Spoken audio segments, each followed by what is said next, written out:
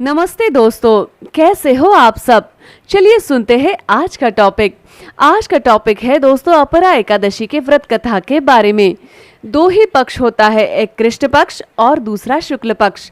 कहा जाता है कि पूर्णिमा से लेकर अमावस तक की अवधि को कृष्ण पक्ष कहा जाता है। वही इसके विपरीत अमावस्या से पूर्णिमा तक की अवधि को शुक्ल पक्ष के नाम से जाना जाता है।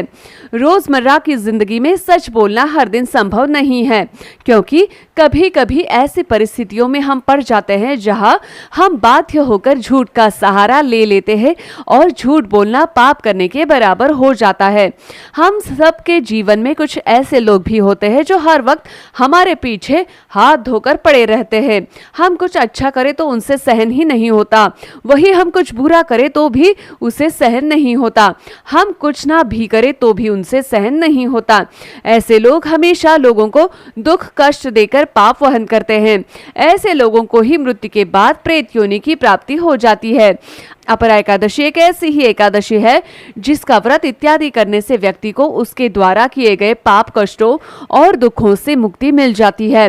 अपरा एकादशी को अचला एकादशी के नाम से भी जाना जाता है। अपरा एकादशी व्रत कथा। हर व्रत पूजा का अपने आप में महत्व होता है।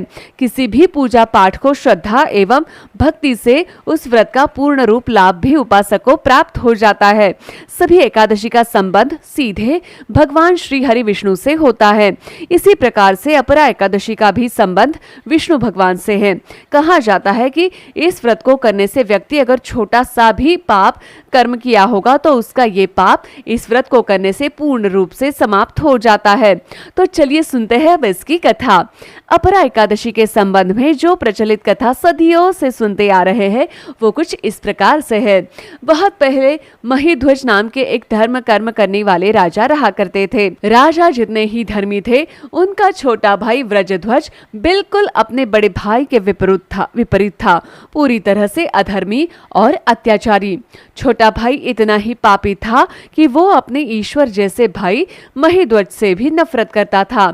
इसी नफरत की आग में उसके एक दिन रात में व्रजध्वज ने महिध्वज को जान से मार दिया।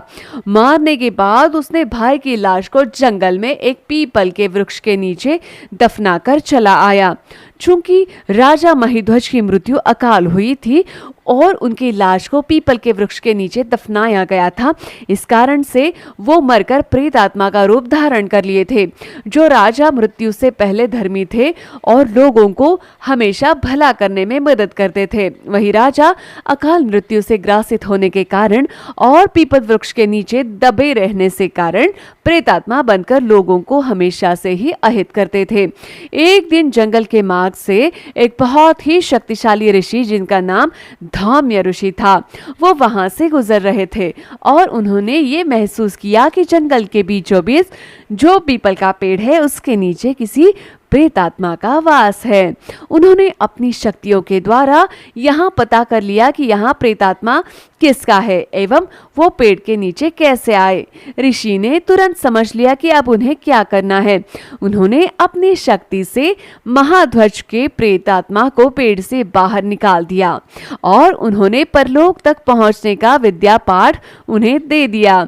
इतना ही नहीं, ऋषि इतने दयालु थे कि उन्होंने स्वयं राजा की ओर से उनको प्रेत योनि से मुक्ति करवाने हेतु अपरा एकादशी का व्रत कर लिया था, ताकि महिध्वज की आत्मा को पूर्ण रूप से मुक्ति मिल जाए और वो प्रेत योनि छोड़कर अच्छे योनि अर्थात स्वर्ग योनि को स्वर्ग को प्राप्त हो जाए। इस तरह से महिध्वज राजा को प्रेत योनि से स्वर्ग में जाने का अवसर प्राप्त हुआ। इसीलिए प्रतिवर्ष धर्म क्षेत्र में रहने वाले लोग इस अपरा एकादशी का पालन करते हैं, ताकि यदि गलती से भी उनसे कोई भी पाप कर्म हुआ हो तो उन्हें श्री हरि विष्णु की भक्ति साधना करके मुक्ति मिल जाए। तो दोस्तों, कैसे लगा आपको ये आज का टॉपिक जो थी एक व्रत की कथा। मुझे आपके कमेंट सेक्शन में जरूर बताइएगा। तो चलिए मिलते हैं अगले टॉपिक पर। धन्यवाद।